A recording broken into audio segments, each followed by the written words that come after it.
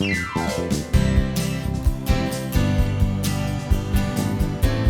are connected, and you are listening to Specifically for Seniors, the podcast for those in the Remember When generation.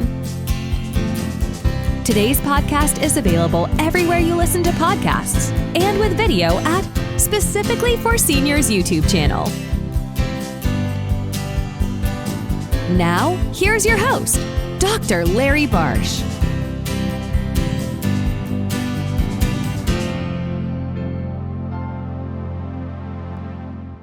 This message comes from Specifically for Seniors sponsor, snoozer.com.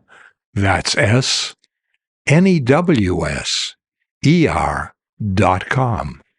The up-to-date news site designed for older adults. Stay current with just one click at snoozer.com. There's always something new at snoozer.com, and it's free. We've discussed the problem of ageism several times on this podcast, but we wanted to confront ageism head on and try to figure out how we ourselves could do something about the way ageism affects our own individual lives. So we invited Priscilla Long, author of the book Dancing with the Muse in Old Age, to the podcast to ask her what we, each and every one of us, can do to thrive as we age and challenge the views about old age that can affect us negatively. Priscilla is a Seattle-based writer of science, poetry, creative nonfiction, fiction, and history, and a longtime independent teacher of writing. Her awards include a National Magazine Award, and 10 of her essays have been honored as notable in various editions of Best American Essays. She also wrote a science column for the American Scholar online. Priscilla has an MFA from the University of Washington, and she wants you all to know that she grew up on a dairy farm on the eastern shore of Maryland. Welcome to Specifically for Seniors, Priscilla. Thank you. It's great to be here, Larry. Let's talk a little bit about the book at the start. What's the book about, and what do you want us to get out of it? Well, it is a book about thriving in old age, really. And I wrote it because as I was writing it, it took me about 4 years to do all the research and the writing. I was about to turn 80. Now I am 80. I did it. I turned 80. And I wanted us all to, if we understand some of the science, so the science about aging, some of it is quite new, some of it we know we have to move more.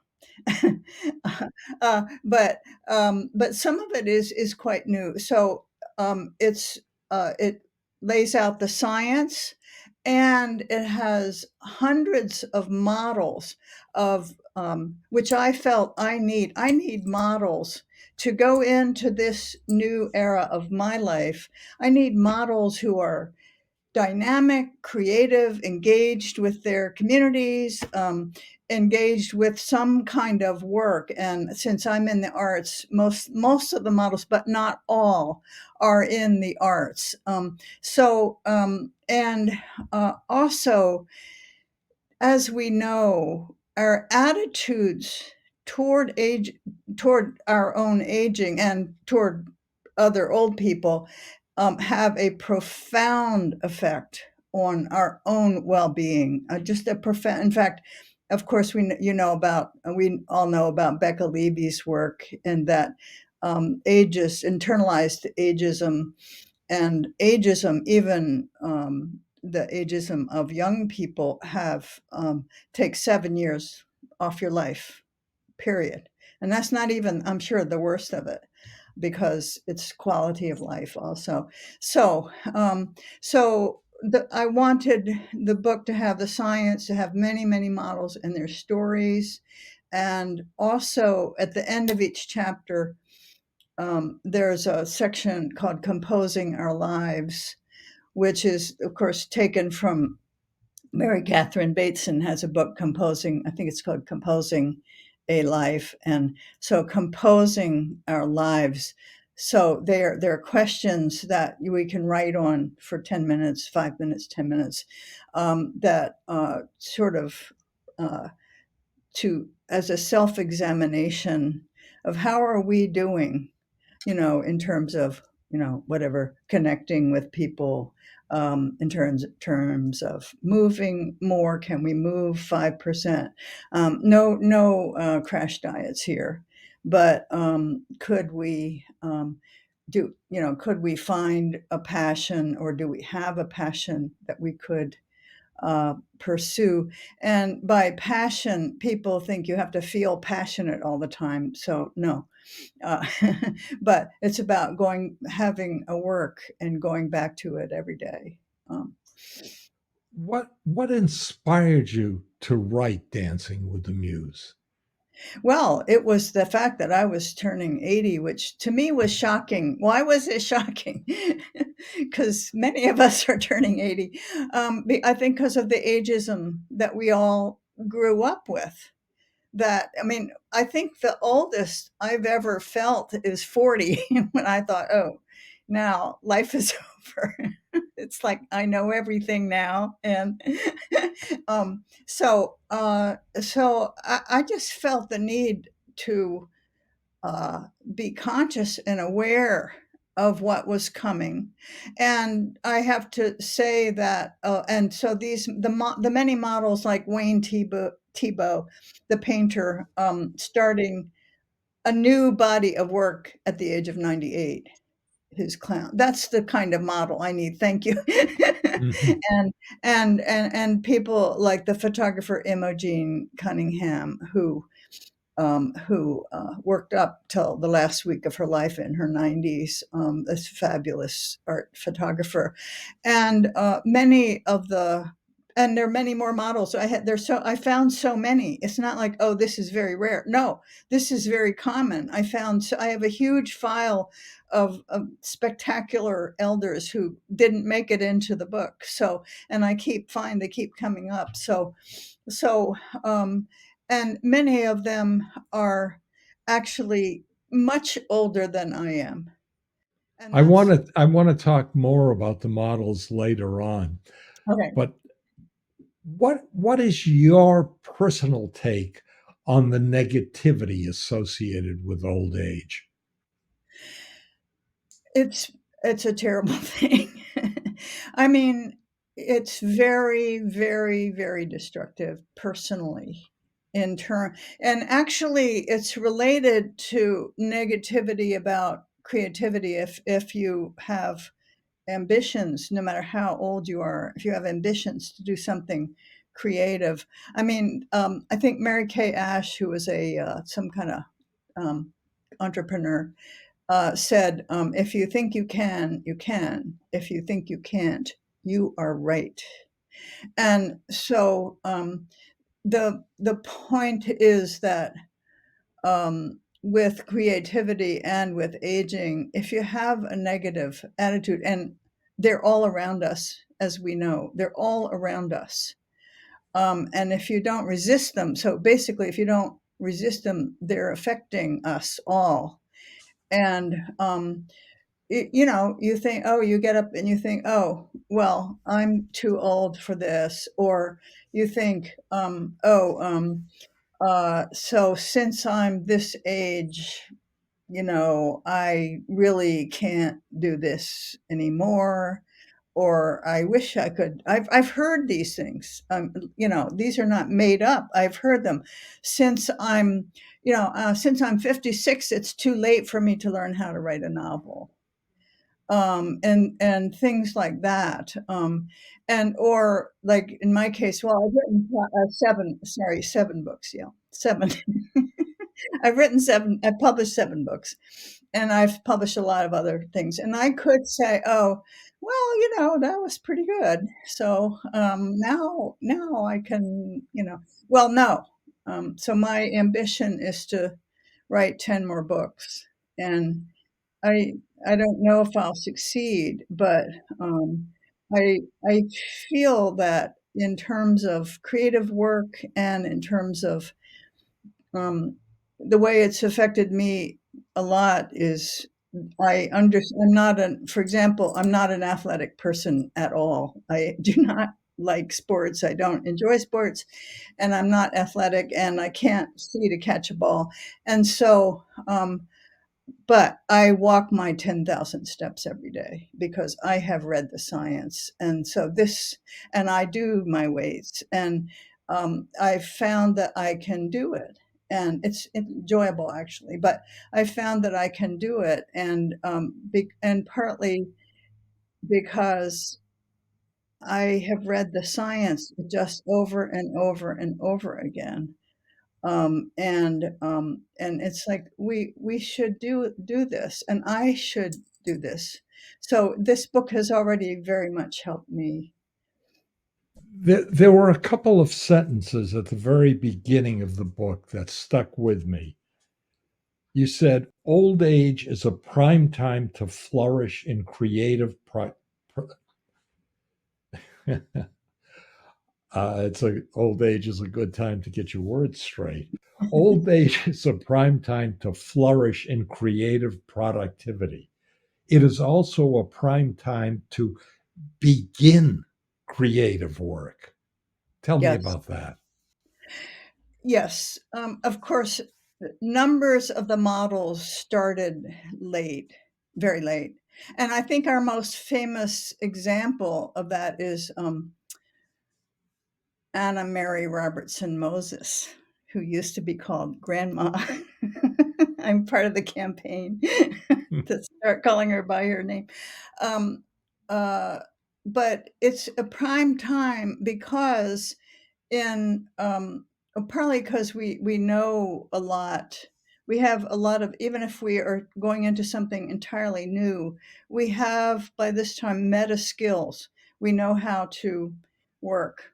We know that we know how to work through discouragement, because there are always points where you think, oh, this is like, oh, I'm writing this memoir, but I'm stuck in the middle now, and this is now a waste of time. No, we know that all memoir writers get stuck in the middle.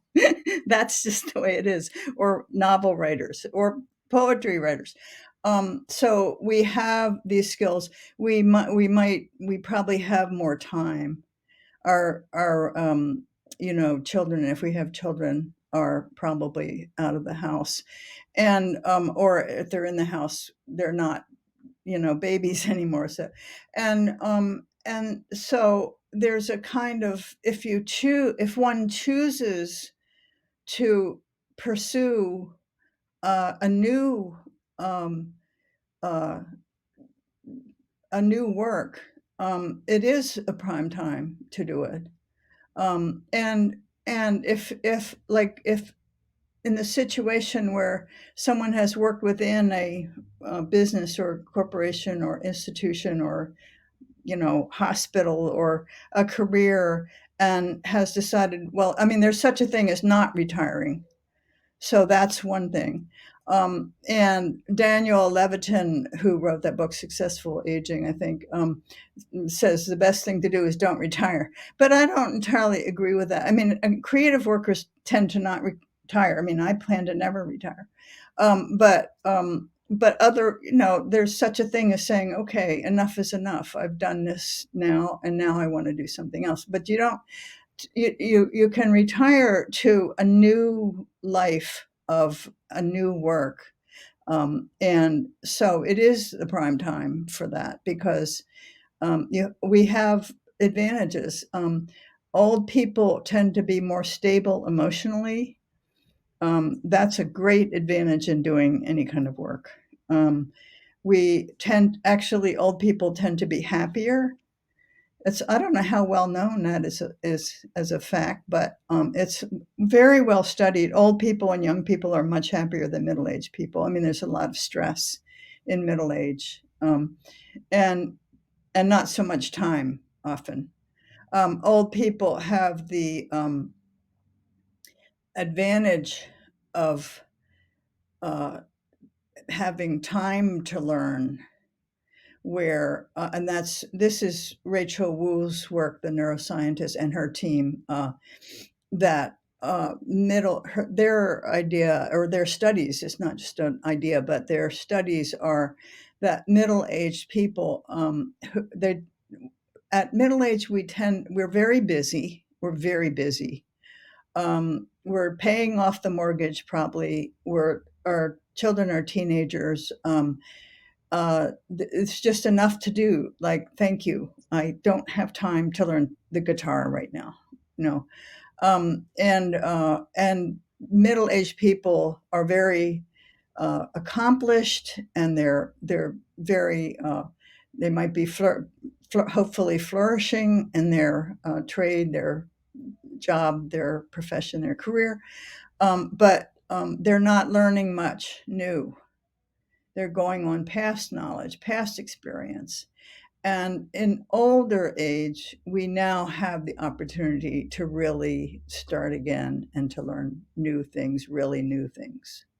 So that's why it's a prime time for.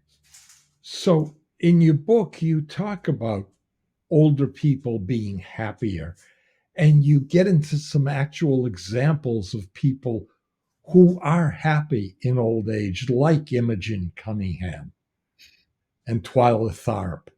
Jesse, stop. My dog is usually pretty good in the room, but Jesse, come here. Hold on just a second while I treat my dog. Yeah. Okay, good boy. Dogs come first. I might even leave that in. I don't know. Speaking of happiness, uh, you talk about Pablo Casals. Yeah, yeah. The way he played, well, was it Beethoven, I think, every morning, and just like the joy of, and he was in his 90s, I believe, and just the joy of life, that this amazing music exists. And yeah, and take Leonard Cohen, which is an interesting case, because sometimes a person who's had a lot of depression, well, he was had a lot of depression in his life, and nothing worked. I mean, the medication didn't work, nothing worked. And at the age of whatever it was, 70 or something, it simply went away. And that was part of his, and he was, of course, extremely productive at the end of his life. And so, yeah, I mean, the chapter, "The Happiness of the Old," I think is one of my favorite chapters. And um, the artists who find joy in the making, that, like Wayne Thiebaud said something like, um, that, you don't have to, who, you don't have to prove anything anymore. You just, it's for your own development. It's for, and it doesn't mean we shouldn't put our work out there. I'm not saying that, or network, or do all that stuff, but it's about the making, the pleasures and joy of making. That you're just, it's about the development of the self, and the making, and the pressure to succeed, that I think younger people feel. I mean, I still feel very ambitious, actually, myself. The anxiety of ambition has not departed from me, but but but still, I mean, well, for someone who's not a beginner, I mean, you've accomplished a lot, and that's never going to go away. That's always going to be there. So there's just not. I mean, to be a writer, and you have no writer has any guarantee that their work is going to be any good. I mean, so amateur writers who, and I work against this all the time, who say, well, is this going to be any good? Well, none of us know. Nothing is any good until you keep going back and working on it and working on it and working on it. That's what makes it good. It doesn't start out good. I mean, there's a whole thinking about creativity, which is really mistaken, which is that people are creative or are not creative. No, it's about creative work is a kind of work. You go back to it every day, and it gives the work is what gives it back to you. What gives the pleasure to shape something, a poem, to shape a painting, and even the dancers. I'm just like was especially amazed at the dancers because there's this idea, well, if you're a dancer, you're a dancer till you're 40 and then you're done, or 50, or whatever the age is. And so the older dancers, Twyla Tharp is such an example where, I mean, she's dancing, but she's also a choreographer and she's working with her dancers. And those are just very inspiring to me. You talked before about retirement, and this is a word that I personally, uh, I don't know if we should be using the word retire No, anymore. I don't think we should. Yeah. It's No, more of a change. let's dump that word. Yeah. The question comes up, should we retire in the truest sense of the word? Sit back in a rocking chair or go sit and fish in a stream, which is a great activity, but not as the goal of your life. Yeah, Uh, to retire. I think uh, who was it? Now I'm forgetting, but um, one of the first books about aging. Now I've forgotten her name, but in any case, she said as if retiring to something like vegetating and recreation was anything anyone would want to do. It's like, why would anyone want to do that? And it also, it really, one's neurons start dying. Let's face it. If we're not learning, the neurons in the hippocampus or hippocampi, if we're not learning, they're dying. And so yeah, to retire to I agree. I don't like the word at all. But to change occupations, to change, and I can see a wonderful period of not having to go to work and just, thinking about getting up and here's the morning and having coffee and thinking about what you want to do next. That sounds great to me. But then to do that for years, or to go see what the next entertainment is, it's like, no, that is not the way to live. I mean, it's to connect to the community, to be of use to somebody else, to enter a new kind of learning. Like I'm learning banjo now, and I'm also trying to learn math, which is like, uh, but I realize, no, this is not about having. It's nice to have more leisure, sure, absolutely, but I think it's a great mistake, and it's a huge, cultural error. I think that this was pursued. Also, the segregation of ages is very questionable. Yeah. So, I mean, there's that organization. It used to be called Encore, which now has changed its name. I don't know if you know about that organization, but in any case, it was about having an encore career. You have your job, and some jobs should be left if it's financially possible, and some careers, are just, they should be left. I'm not saying you should stay at a job that is now causing stress and all that. But then there's such a thing as an encore career, which is a new work. And one of the models in here is a firefighter. I mean, he's 87, which I think is your age, right? And he's a firefighter. He loves firefighting. He finds it very thrilling, and he has a whole bunch of connections and companions in the firefighting, of course. And so and he just loves it. He says, I just want to do this. As long as I can do this, I'm happy. So there are any number of different pursuits that one could undertake, but just to sit around, read the paper, go, no, bad idea. Let's get into some examples. Arthur Rubinstein. Yeah, and he worked until he dropped, pretty much. Yeah. Arthur Rub. I mean, Frank Lloyd Wright. I think Frank Lloyd Wright. I think was it the Guggenheim was his last building that Yes. he did when he was, I think, 90. Yeah. And why should he have stopped? Why stop?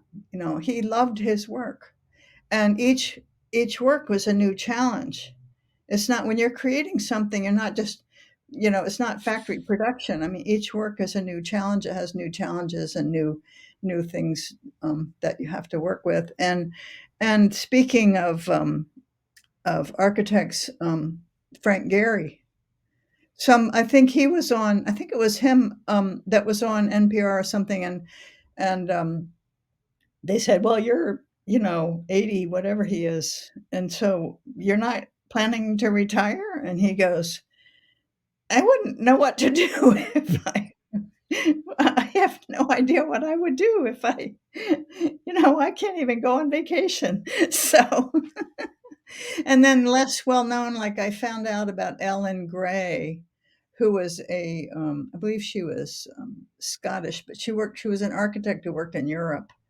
And so there, and just toward the end, and I think she was very old when she sent her housekeeper. She designed furniture. She designed a famous house in France, I think it was, and she was an architect and a designer. And she's now more and more well known after her death. But I think she was like extremely old, and she sent her housekeeper out to obtain a certain kind of wood. And I think she was over 100, but I could be mistaken about that. But because she was designing a coffee table type thing, and fell into a coma and died by the time her housekeeper had returned. But she had worked up until that moment, and so these are models of how to live. I think you know. And you mention in your book James Michener published 19 books in his 80s. Yeah, I And know. well, one of my favorites, because I know a bunch of seniors who are just computer adverse. Oh, Merce Cunningham, the choreographer, began using computer technology to choreograph. yeah. I mean, and he joined up. Yes, that's a great example. That he actually joined up with. There was some computer design group in Canada in some university, and he teamed up with them. And if you've seen, I think you can see it on YouTube. There's a um, I don't know what it's called, but they attached um, lights to the dancers, and the dancers would dance, and then they blew these up. So these are like giant um, uh, digital dancers, and then the real dancers are dancing with the digital. Oh, it's just beautiful. And yeah, he learned this whole computer technology at a very advanced age. Yeah, yeah. And he and in doing that, he furthered his art, his incredible art. So yeah, I mean, and Louise Bourgeois, the sculptor. I mean, I'm not a visual artist, but I've gotten a lot from the visual arts. I love the visual arts and these visual artists and dancers, and Martha Graham, who got severe arthritis in her early 70s, and she couldn't move her hands. So it was very tragic for her. And so she like descended into alcoholism and stuff for 3 years, depression. Then she got out of it. I guess she decided, well, I'm not going to live this way. This is ridiculous. And she entered this period of extreme productivity in choreographing and running her company and writing new dances until she died in her 90s. So yeah, these are very inspiring examples of how to live. So let's get back to creativity and self-deprecating statements like, I'm too old to create something new. You can't teach an old dog new tricks. How do these ageist tropes affect creativity? Oh, they kill it. That's It's just simple, it's straightforward. just that simple. I mean, there's a lot to creating something. I mean, there's a lot of you know, challenges in creating even one poem, and even however experienced you are. And so to add that acid rain of self-deprecation, it does not work. And it's based on the illusion that there are these illusions that people who are creative, we're all born creative. So to say, oh, I'm not a creative person, I mean, that's just not true. No, everyone is a creative person, because it's not about the state of being, it's about work that you're doing.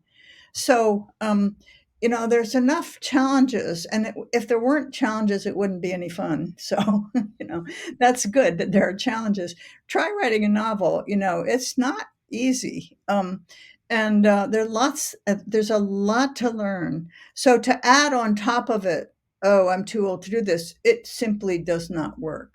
It does not work. Do not do that. And part of it is we might be inclined to feel that way sometimes, to feel discouraged. Well, we all feel discouraged sometimes, but it's about working anyway and working through the discouragement. And everyone knows, I mean, in the middle of a big project, like as writing a novel or writing a memoir, there's a period of stalling. It's like, I can't figure out what to do next now. I don't know enough to know. I haven't figured, on and on. Well, don't add, that's universal. And so to say, oh, that's because I'm too old? No. Or that's because I'm not creative? No, no. We used to think that and you brought this up in your book, that the peak ages of creativity were between 33 and 43. But the examples that you used to disclaim that were remarkable. Philip Glass. Yeah, Philip Glass. Yay for Uh, Philip Glass. And his memoir, Writing Without Music, I mean, I so recommend that. It's one of the most interesting, fascinating things I've read. So, but it's not only that, it's true. There are all these counter examples. And this work is still going on. I mean, I'm actually sorry to say. And I would like to, I mean, what it's based on is not creativity, but the commercial success. And for example, the first person who in the 1950s, Lehman, wrote this famous book, Age and Achievement, I think it was called. And he, purported to report facts and about, creativity. and his book was used to uh, to like it influenced policy such as required retirement and things like that. And it sort of was based on how many times had this painting appeared in these art books. This was in the 50s. I mean, there were no women, there were no people of color. And so his database was biased. He himself was not prejudiced against women.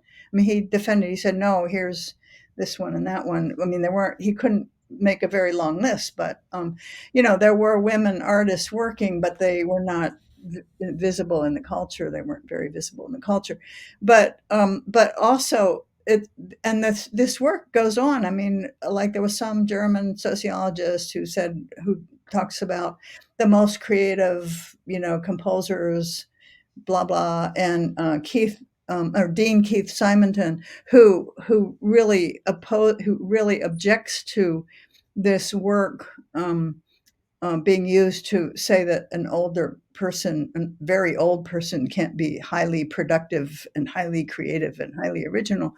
So he's good, but he still uses the same technique, which is popularity, because they have to count something. I mean, they're sociologists. They can't look at a painting and say, well, I think this is a great painting, so I'm going to put it in the creativity pile.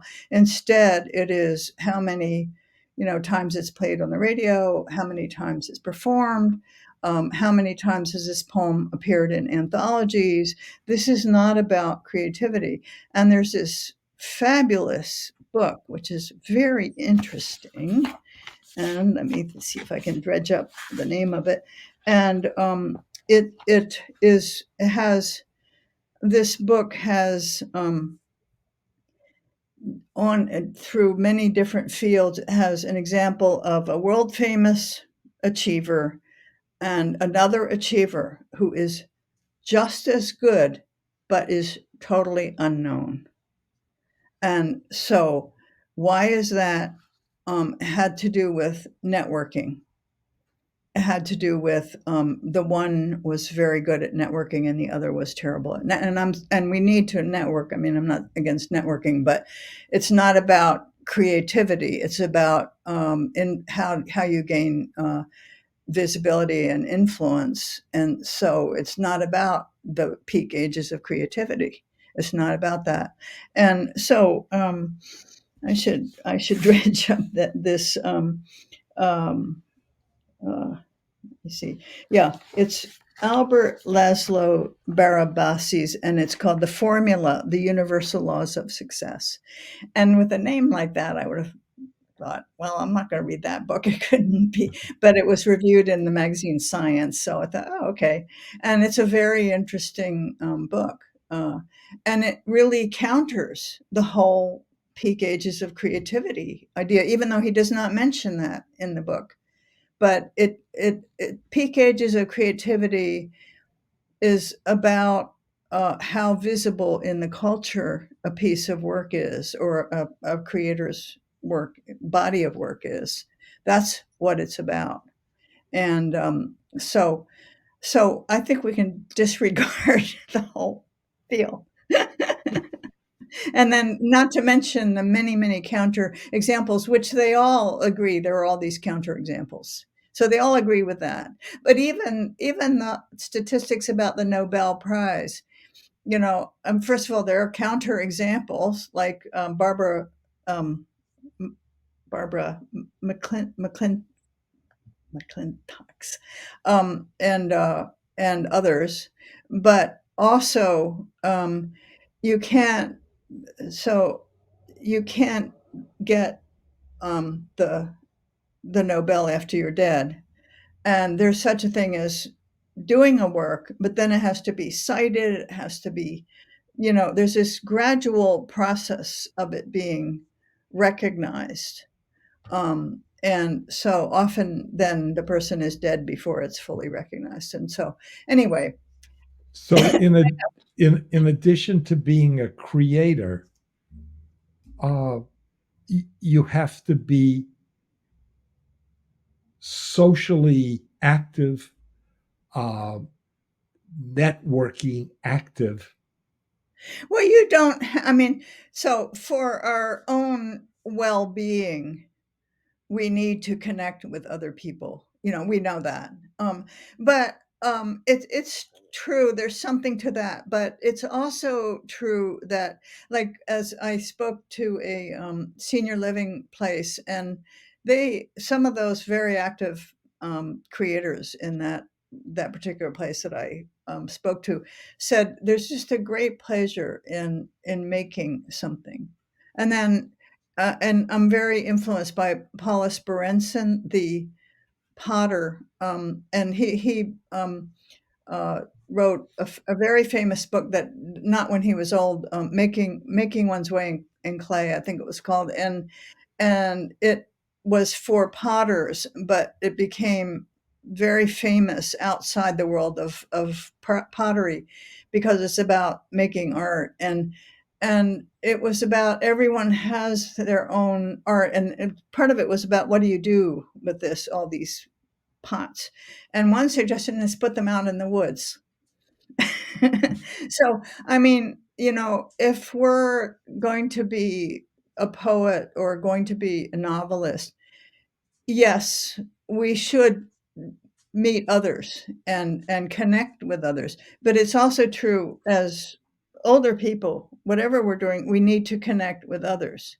And also, one of a problem unique really to older people is that your dear friends of your life keep dying on you. So therefore, it is, and we grieve them. And part of our, as artists, as creators, part of our mission really is to elegize, is to remember. I mean, that's partly, I mean, what we're given to do. We don't have to do anything we don't want, but that's partly what we're given to do. But it is also important to cross the generations and to connect with other people, and to be of service if possible in some way, find ways to be of service. um, and I mean, I don't think you can necessarily start writing a novel at age 87 and plan to be a famous novelist, but you can start writing a novel and plan to have it be a good novel, and then after that you can plan to get it out somehow, to Well, share it.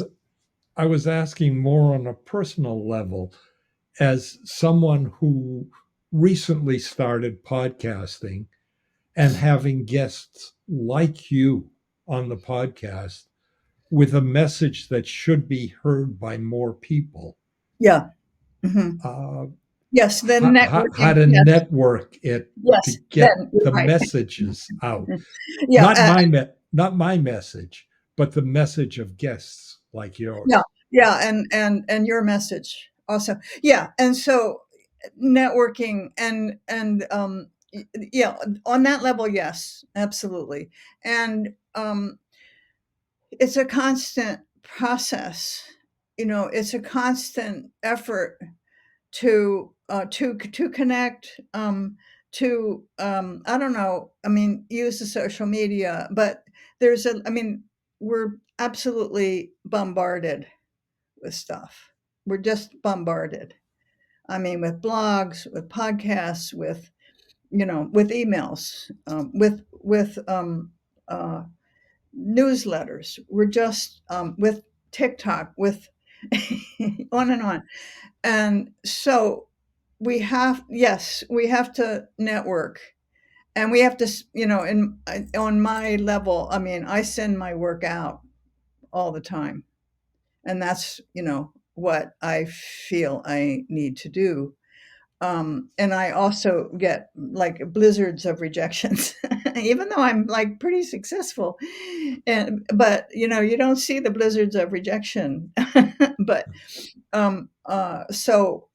yeah, I think it's absolutely necessary, but it's also necessary to do it within a context that one feels comfortable with. I mean, you can't do everything, right? You can't be, you know, on TikTok, on LinkedIn, on Facebook, on on Substack. You can't just do everything. You have to do. I think it's a steady work every week. What have I done? Something. What have I done? Like I think Joyce. I think it was Joyce Carol Oates who said, "Everything that has come to me has." In terms of her career, which is like pretty successful, um, has come about because of some effort of my own.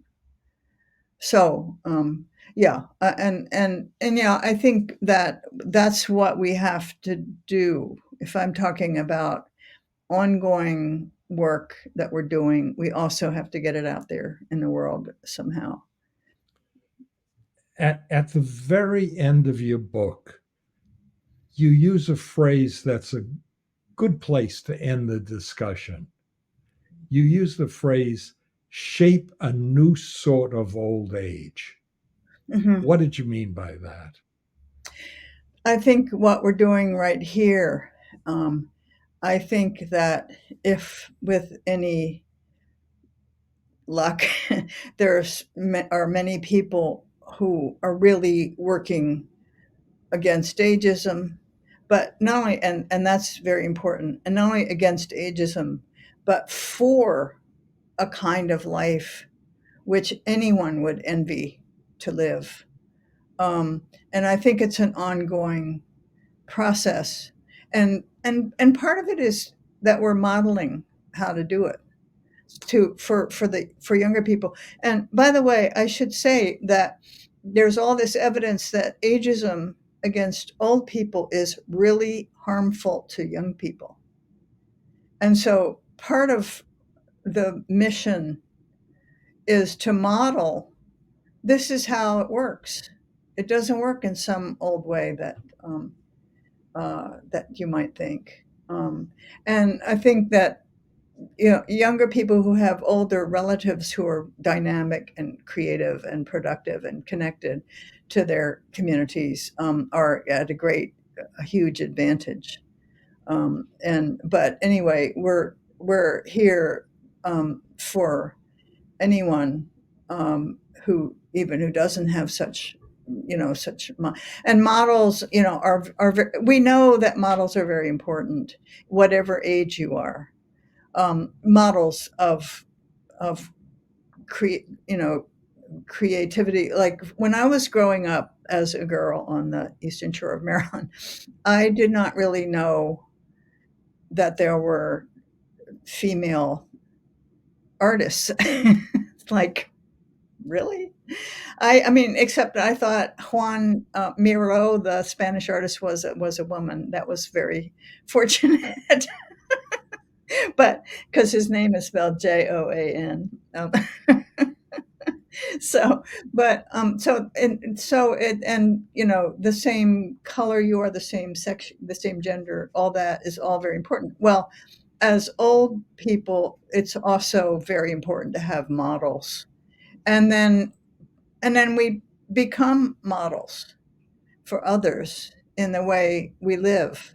If we live in such a way that this is a very satisfying way of living. This is not retiring or not oh and it's fine to, like, if you love crossword puzzles, that's fine, but it's not enough. I will applaud that. It's just not enough.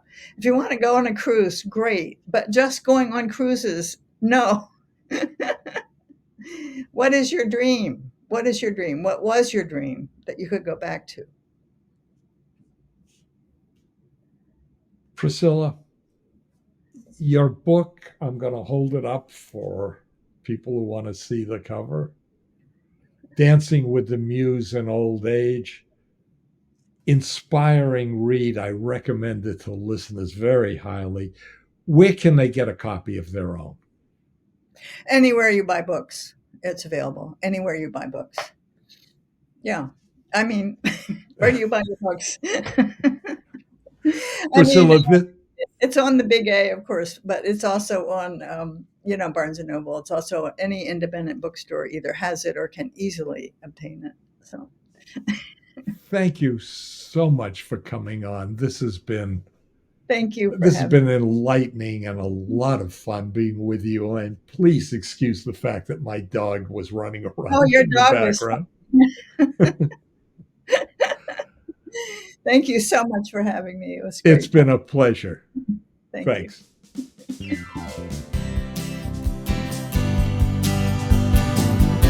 If you found this podcast interesting, fun, or helpful, tell your friends and family, and click on the follow or subscribe button. We'll let you know when new episodes are available. You've been listening to Specifically for Seniors. We'll talk more next time. Stay connected.